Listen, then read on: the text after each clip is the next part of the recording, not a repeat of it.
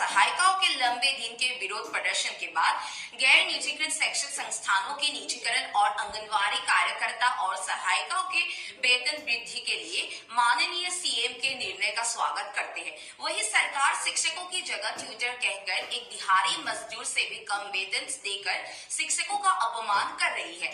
जिन शिक्षकों ने अपने जीवन का अधिकांश हिस्सा बिना वेतन के पढ़ाते हुए बिताया है और जिन्हें सीएम शिक्षक के नाम पर अपमानित करते हैं, उन्हें समान काम के लिए समान दर्जा कब मिलेगा? क्या शेष गैर निजीकृत शिक्षक संस्थानों को मिलेगा न्याय?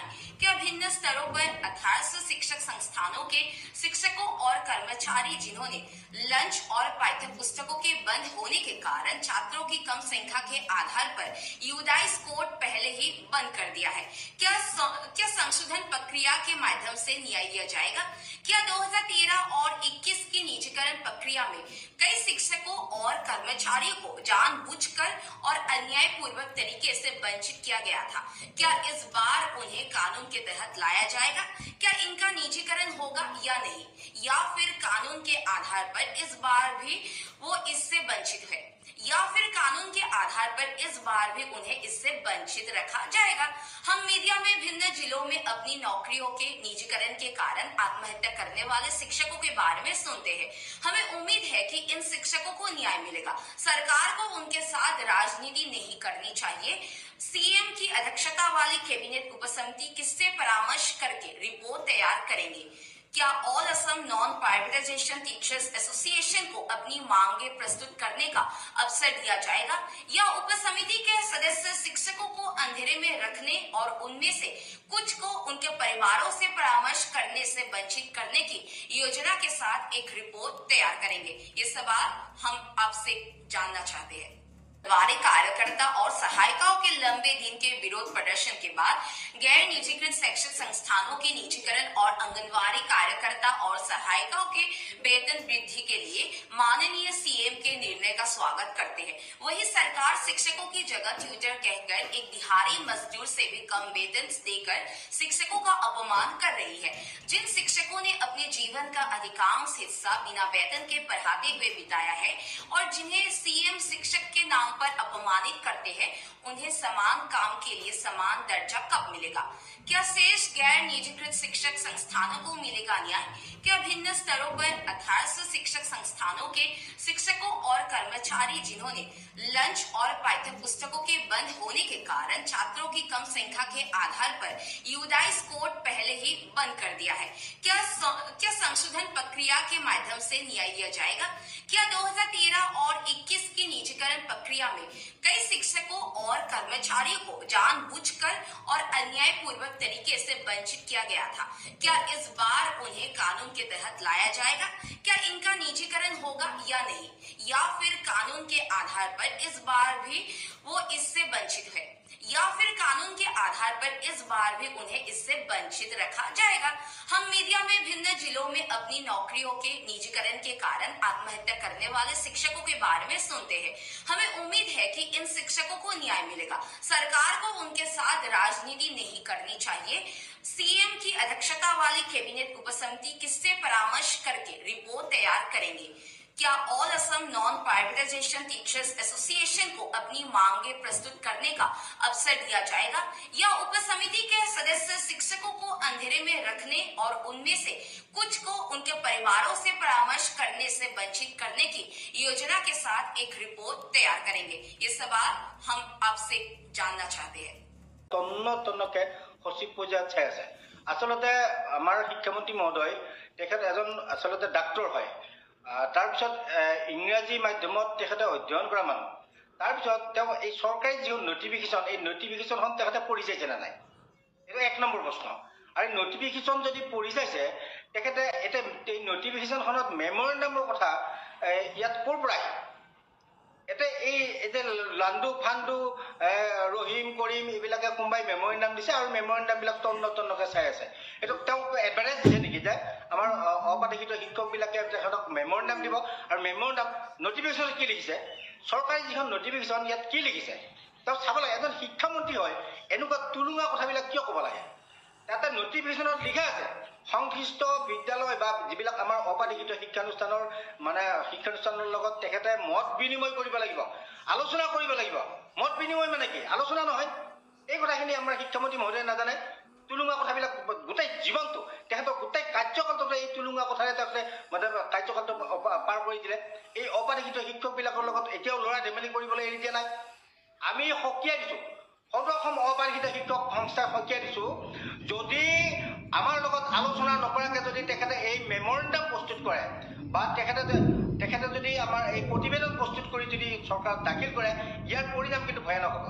মাননীয় শিক্ষামন্ত্ৰী মহোদয়, মই আপোনাক একদম আহ্বান জনাইছোঁ, কাতৰা আহ্বান জনাইছোঁ, এনেকুৱা কথাবিলাক নকৰিব। এই মানুহখিনিৰ লগত আৰু এই মানুহখিনিৰ জীৱনৰ লগত হেতালি খেলা কামবিলাক নকৰিব। আমাক সদৌ অসম অপালিখিত শিক্ষক কৰ্মচাৰী সংস্থাই আজি সুদীৰ্ঘকাল আন্দোলন, প্ৰতিবাদ, ধৰ্ণা কৰি আছোঁ। আমি প্ৰতিবাদ জনাই আছোঁ, আমি দাবী জনাই আছোঁ যে আমাক অপালিখিত হৈ থকা শিক্ষানুষ্ঠানখিনি 6 চনৰ আগত প্ৰতিষ্ঠিত আৰু আমাক পানীশীকৰণ কৰিব লাগিব। লগতে 2013 চন আৰু 2021 চনত বঞ্চিত শিক্ষক কৰ্মচাৰীসকলক আপোনালোকে অন্যায়ভাৱে বঞ্চিত কৰিছে। এই কথাখিনি আমি যুক্তি সহকাৰে ক'ম, আইনসংগতভাৱে ক'ম। আমাৰ লগত আলোচনা কৰিবলৈ আপোনাৰ কিয় ইমান ভয়? কিয় ভয় লাগিছে আমাৰ লগত আলোচনা কৰিবলৈ? এই কেবিনেট উপ সমিতিখনে আমাৰ লগত আলোচনা কৰিবলৈ কিয় ভয় লাগিছে? কিয় মাতিব নোৱাৰে আমাক? কিহৰ ভয়ত মাতিব পৰা নাই? দুৰ্বলতা আছে এই চৰকাৰখনত, সেইকাৰণে আমাক মাতিব পৰা নাই। আমি প্ৰত্যাহ্বান জনাইছোঁ, আমি যুক্তি সহকাৰে ক'ম, আমি আইনসংগতভাৱে ক'ম, আমাক মাতিবই লাগিব। আমাক নামাতাকে যদি আপোনালোকে যদি এই প্ৰতিবেদন প্ৰস্তুত কৰে আৰু যদি ইয়াৰ বাবে যদি আমাৰ শিক্ষকসকল যদি আকৌ বঞ্চিত হ'বলগীয়া হয়, তাৰ বাবে কিন্তু আপোনালোকক ক্ষমা নকৰিম। ইতিহাসে ক্ষমা নকৰিব আপোনালোকক।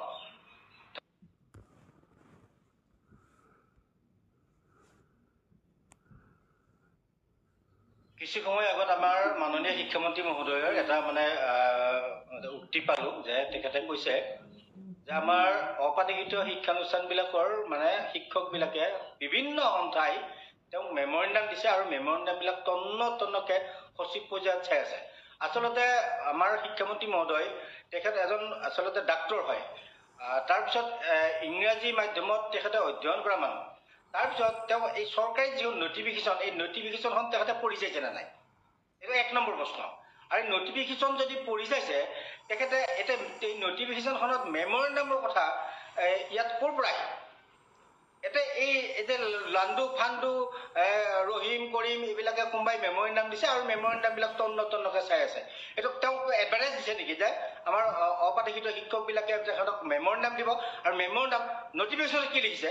চৰকাৰী যিখন নটিফিকেশ্যন ইয়াত কি লিখিছে? তেওঁ চাব লাগে। এজন শিক্ষামন্ত্ৰী হয় এনেকুৱা তুলুঙা কথাবিলাক কিয় ক'ব লাগে? তাতে নটিফিকেশ্যনত লিখা আছে সংশ্লিষ্ট বিদ্যালয় বা যিবিলাক আমাৰ অপালিখিত শিক্ষানুষ্ঠানৰ শিক্ষানুষ্ঠানৰ লগত তেখেতে মত বিনিময় কৰিব লাগিব, আলোচনা কৰিব লাগিব। মত বিনিময় মানে কি? আলোচনা নহয়। এই কথাখিনি আমাৰ শিক্ষামন্ত্ৰী মহোদয়ে নাজানে। তুলুঙা কথাবিলাক গোটেই জীৱনটো তেখেতৰ গোটেই কাৰ্যকালটো এই তুলুঙা কথাৰে তেখেতে কাৰ্যকালটো পাৰ কৰি দিলে। এই অপালিখিত শিক্ষকবিলাকৰ লগত এতিয়াও ল'ৰা ধেমালি কৰিবলৈ এৰি দিয়া নাই। আমি সকীয়াই দিছোঁ, সদৌ অসম অপালিখিত শিক্ষক সংস্থাই সকীয়াই দিছোঁ, যদি আমাৰ লগত আলোচনা নকৰাকৈ যদি তেখেতে এই মেমৰেণ্ডাম প্ৰস্তুত কৰে বা তেখেতে যদি আমাৰ এই প্ৰতিবেদন প্ৰস্তুত কৰি যদি চৰকাৰত দাখিল কৰে, ইয়াৰ পৰিণাম কিন্তু ভয়ানক হ'ব। মাননীয় শিক্ষামন্ত্ৰী মহোদয়, মই আপোনাক একদম আহ্বান জনাইছোঁ, কাতৰা আহ্বান জনাইছোঁ, এনেকুৱা কথাবিলাক নকৰিব। এই মানুহখিনিৰ লগত আৰু এই মানুহখিনিৰ জীৱনৰ লগত হেতালি খেলা কামবিলাক নকৰিব।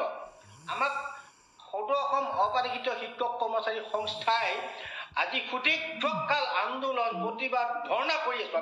আমি প্ৰতিবাদ জনাই আছোঁ, আমি দাবী জনাই আছোঁ যে আমাক অপালিখিত হৈ থকা শিক্ষানুষ্ঠানখিনি 6 চনৰ আগত প্ৰতিষ্ঠিত আৰু আমাক পানীশীকৰণ কৰিব লাগিব।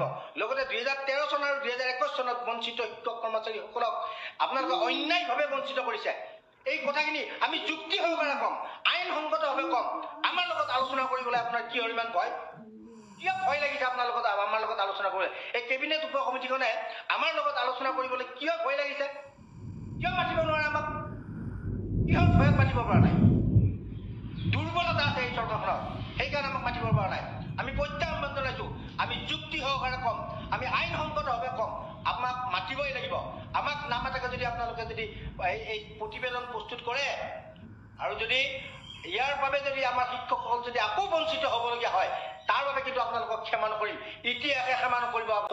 তন্নকৈ সচিব পৰ্যায়ত চাই আছে আচলতে আমাৰ শিক্ষামন্ত্ৰী মহোদয় তেখেত এজন আচলতে ডাক্তৰ হয় তাৰপিছত ইংৰাজী মাধ্যমত তেখেতে অধ্যয়ন কৰা মানুহ তাৰপিছত তেওঁ এই চৰকাৰী যিখন নটিফিকেশ্যন এই নটিফিকেশ্যনখন তেখেতে পঢ়ি চাইছে নে নাই এইটো এক নম্বৰ প্ৰশ্ন আৰু নটিফিকেশ্যন যদি পঢ়ি চাইছে তেখেতে এতিয়া এই নটিফিকেশ্যনখনত মেমৰেণ্ডামৰ কথা ইয়াত ক'ৰ পৰা এতিয়া এই যে লাণ্ডু ফাণ্ডু ৰহিম কৰিম এইবিলাকে কোনোবাই মেমৰেণ্ডাম দিছে আৰু মেমৰেণ্ডামবিলাক তন্নকে চাই আছে এইটো তেওঁ এডভাৰটাইজ দিছে নেকি যে আমাৰ অপাঠিত শিক্ষকবিলাকে তেখেতক মেমৰেণ্ডাম দিব আৰু মেমৰেণ্ডাম নটিফিকেশ্যনত কি লিখিছে চৰকাৰী যিখন নটিফিকেশ্যন ইয়াত কি লিখিছে তেওঁ চাব লাগে এজন শিক্ষামন্ত্ৰী হয় এনেকুৱা তুলুঙা কথাবিলাক কিয় ক'ব লাগে তাতে নটিফিকেশ্যনত লিখা আছে সংশ্লিষ্ট বিদ্যালয় বা যিবিলাক আমাৰ অপাঠিত শিক্ষানুষ্ঠানৰ মানে শিক্ষানুষ্ঠানৰ লগত তেখেতে মত বিনিময় কৰিব লাগিব আলোচনা কৰিব লাগিব মত বিনিময় মানে কি আলোচনা নহয় এই কথাখিনি আমাৰ শিক্ষামন্ত্ৰী মহোদয়ে নাজানে তুলুঙা কথাবিলাক গোটেই জীৱনটো তেখেতৰ গোটেই কাৰ্যকালটো এই তুলুঙা কথাৰে তেখেতে মানে কাৰ্যকালটো পাৰ কৰি দিলে এই অপাঠিত শিক্ষকবিলাকৰ লগত এতিয়াও ল'ৰা ধেমালি কৰিবলৈ এৰি দিয়া নাই আমি সকীয়াই দিছোঁ সদৌ অসম অপাঠিত শিক্ষক সংস্থাই সকীয়াই দিছোঁ যদি আমাৰ লগত আলোচনা নকৰাকৈ যদি তেখেতে এই মেমৰেণ্ডাম প্ৰস্তুত কৰে বা তেখেতে যদি আমাৰ এই প্ৰতিবেদন প্ৰস্তুত কৰি যদি চৰকাৰত দাখিল কৰে ইয়াৰ পৰিণাম কিন্তু ভয়ানক হ'ব মাননীয় শিক্ষামন্ত্ৰী মহোদয় মই আপোনাক একদম আহ্বান জনাইছোঁ কাতৰা আহ্বান জনাইছোঁ এনেকুৱা কথাবিলাক নকৰিব এই মানুহখিনিৰ লগত আৰু এই মানুহখিনিৰ জীৱনৰ লগত হেতালি খেলা কামবিলাক নকৰিব আমাক সদৌ অসম অপাঠিত শিক্ষক কৰ্মচাৰী সংস্থাই আজি সুদীৰ্ঘকাল আন্দোলন প্ৰতিবাদ ধৰ্ণা কৰি আছো আমি প্ৰতিবাদ জনাই আছো আমি দাবী জনাই আছো যে আমাক অপাঠিত হৈ থকা শিক্ষানুষ্ঠানখিনি 6 চনৰ আগত প্ৰতিষ্ঠিত আৰু আমাক পানীশীকৰণ কৰিব লাগিব লগতে 2013 চন আৰু 2021 চনত বঞ্চিত শিক্ষক কৰ্মচাৰীসকলক আপোনালোকে অন্যায়ভাৱে বঞ্চিত কৰিছে এই কথাখিনি আমি যুক্তি সহকাৰে কম আইনসংগতভাৱে কম আমাৰ লগত আলোচনা কৰিবলৈ আপোনাৰ কিহৰ ইমান ভয় কিয় ভয় লাগিছে আপোনাৰ লগত আমাৰ লগত আলোচনা কৰিবলৈ এই কেবিনেট উপ কমিটিখনে আমাৰ লগত আলোচনা কৰিবলৈ কিয় ভয় লাগিছে কিয় মাতিব নোৱাৰে আমাক কিহৰ ভয়ত মাতিব পৰা নাই দুৰ্বলতা আছে এই চৰকাৰখনত সেইকাৰণে আমাক মাতিব পৰা নাই আমি প্ৰত্যাহ্বান জনাইছো আমি যুক্তি সহকাৰে কম আমি আইনসংগতভাৱে কম আমাক মাতিবই লাগিব আমাক নামাতাকে যদি আপোনালোকে যদি এই প্ৰতিবেদন প্ৰস্তুত কৰে আৰু যদি ইয়াৰ বাবে যদি আমাৰ শিক্ষকসকল যদি আকৌ বঞ্চিত হ'বলগীয়া হয় তাৰ বাবে কিন্তু আপোনালোকক ক্ষমা নকৰিম ইতিহাসে ক্ষমা নকৰিব আপোনালোকক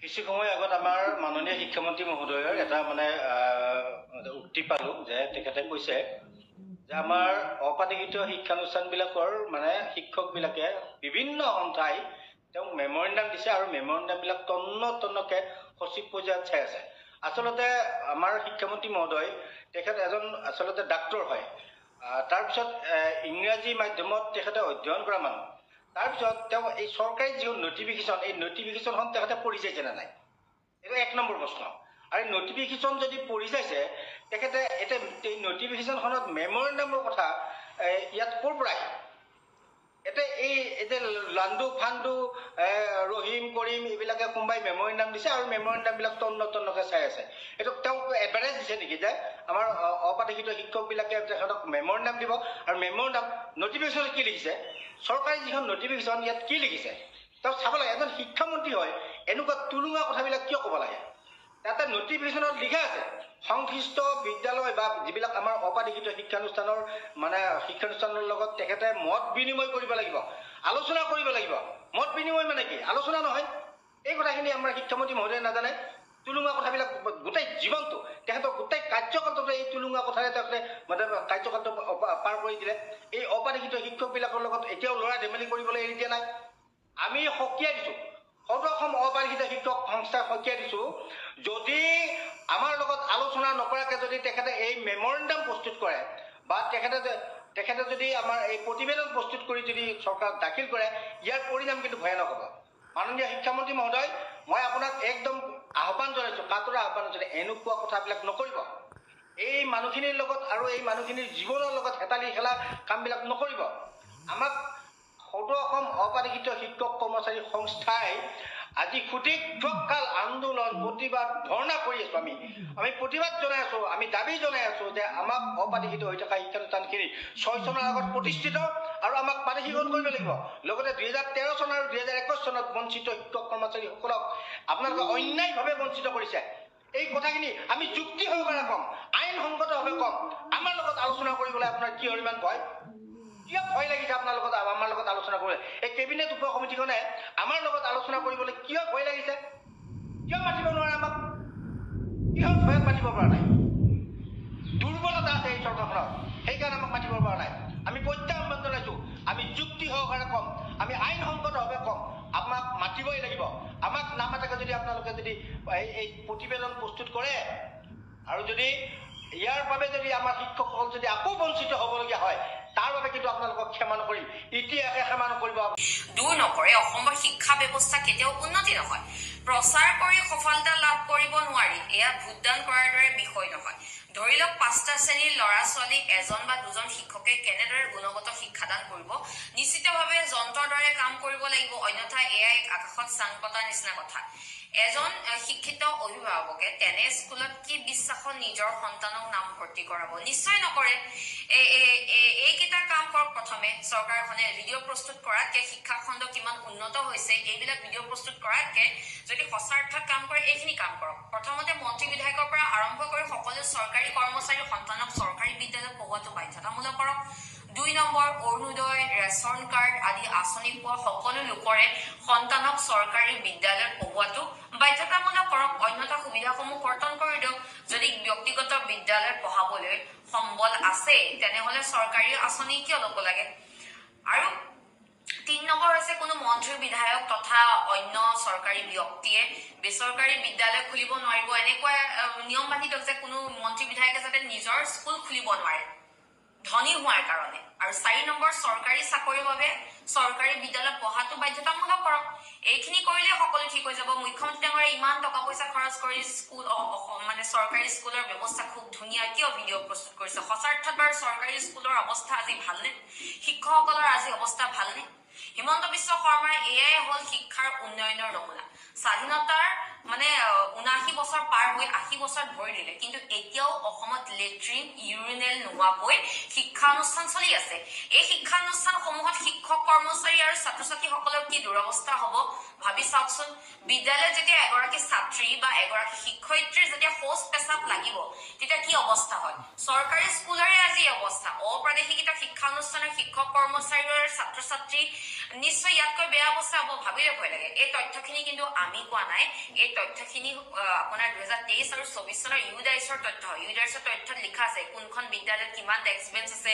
শৌচালয় কিমান আছে কম্পিউটাৰ কিমান আছে ইন্টাৰনেট কিমান আছে এইবোৰ ইউডাইছৰ তথ্য হয় এতিয়া হিমন্ত বিশ্ব শৰ্মাই ফিতাহি মাৰিবনে এই তথ্যখিনি পোৱাৰ পিছত হয়তো যিবিলাক শিক্ষা অনুষ্ঠানৰ আন্তঃগাঁথনি বেয়া সেই শিক্ষানুষ্ঠানখিনি উন্নয়ন নকৰি কোনো ধৰণৰ ব্যৱস্থা নলয় একত্ৰিতকৰণৰ নামত বন্ধ কৰি উন্নয়নৰ পাৰ্চেন্টেজটো বঢ়াইছে ভাবকচোন মুখ্যমন্ত্ৰী ডাঙৰীয়া কিমান চতুৰ হয় এখন চৰকাৰ আমি গম পাওঁ যে অসমৰ ৰাজহুৱা খণ্ডৰ অসমীয়া মাধ্যমৰ 1700খন স্কুল বন্ধ কৰিলে আৰু 1800ৰো অধিক অপ্ৰাদেশিকৃত শিক্ষানুষ্ঠানৰ ইউডাইছ কোড বন্ধ কৰিলে সমান্তৰালভাৱে নিজৰ পৰিবাৰৰ নামত বন্যা ইণ্টাৰনেশ্যনেল নাম দি ব্যক্তিগত খণ্ডৰ স্কুল স্থাপন কৰি শিক্ষাক ব্যক্তিগতকৰণৰ যি কুটিল ষড়যন্ত্ৰ ৰচিছে আমি তাক তীব্ৰ ভাষাৰে গৰিহণা দিছো আৰু মুখ্যমন্ত্ৰী ডাঙৰীয়া কি কাৰণে ভিডিঅ' প্ৰস্তুত কৰি আজি দুদিনৰ আগত নিজৰ ছচিয়েল মিডিয়াত প্ৰচাৰ কৰিছে যে অসমৰ শিক্ষা মানে বহুত উন্নত 2016 চনৰ নিৰ্বাচনত হিমন্ত বিশ্বই ভেঞ্চাৰ শব্দটো 45 দিনৰ ভিতৰত নোহোৱা কৰিম বুলি কৈ কিয় প্ৰতিশ্ৰুতি ৰক্ষা নকৰিলে যেতিয়া শিক্ষকসকলে প্ৰশ্ন কৰিলে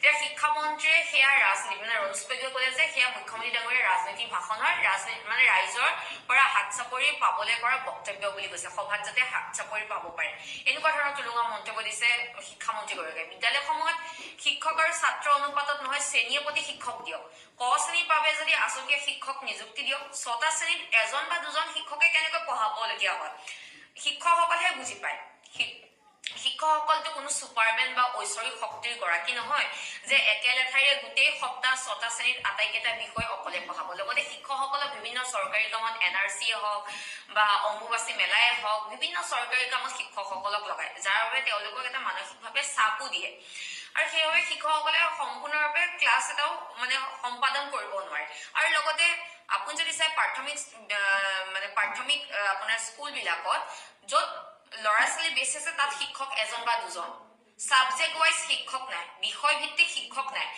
তো বিষয়ভিত্তিক শিক্ষক নাই, শিক্ষা ব্যৱস্থাৰ আন্তঃগাঁথনি বেয়া, ডেস্ক বেঞ্চ নাই, শৌচালয় নাই, কম্পিউটাৰ নাই, টিংপাত নাই, স্কুল জৰাজীৰ্ণ অৱস্থা, ইউডাইছৰ তথ্য প্ৰকাশ পাইছে। তাৰ পিছতো মুখ্যমন্ত্ৰী ডাঙৰীয়াই কালি নিজৰ ফেচবুক পেজত ভিডিঅ' বনাইছে যে অসমৰ শিক্ষা ব্যৱস্থা কিমান উন্নত। কোনটো নাকেৰে মুখ্যমন্ত্ৰী ডাঙৰীয়াই এনেধৰণৰ ভিডিঅ' প্ৰস্তুত কৰে, হাঁহিয়ে উঠে। সেইকাৰণে ভাবিলো কথাবিলাক ৰাইজৰ লগত শ্বেয়াৰ কৰো, নকৰি নোৱাৰি। এনেধৰণৰ ভিডিঅ' প্ৰস্তুত কৰিবলৈ ৰাইজৰ পইচাৰে কিয়নো ভিডিঅ' প্ৰস্তুত কৰিব লাগে? এইবোৰতো ৰাইজৰ কৰ্কাতলৰ পইচা হয়। আপুনি যদি সঁচা অৰ্থত অসমীয়া বিদ্যালয়ৰ উন্নতিয়ে কৰিছে, তেতিয়াহ'লে আজি ভিডিঅ' প্ৰস্তুত কৰি আপুনি ছচিয়েল মিডিয়াত কিয় দিব লগা হ'ল? ৰাইজক কিয় জনাব লগা হ'ল? কাম কৰিলে ঢোল পিটিব নালাগে ন? যদি সঁচা কাম কৰিছে ঢোল পিটাৰ দৰকাৰেই নাই। আপুনি সঁচা অৰ্থত স্কুলৰ যি আন্তঃগাঁথনি বা অসমীয়া মাধ্যম আপুনি ধ্বংস কৰি দিলে। আপুনি নিজে অনুভৱ কৰিছে, যাৰ বাবে আজি আপুনি ভিডিঅ' বনাই ৰাইজক আকৌ অৱগত কৰাইছে যে মই স্কুলৰ কাৰণে, অসমীয়া স্কুলৰ কাৰণে ইমান কাম কৰিছো। আপুনি নিজেই ভাবকচোন, আপুনি কৰিছে কি? আপুনি কেৱল নিজৰ ব্যক্তিগত স্কুলখন জীয়াই ৰাখিবৰ কাৰণে, আপোনাৰ পত্নীৰ অক্সিজেন দিবৰ কাৰণে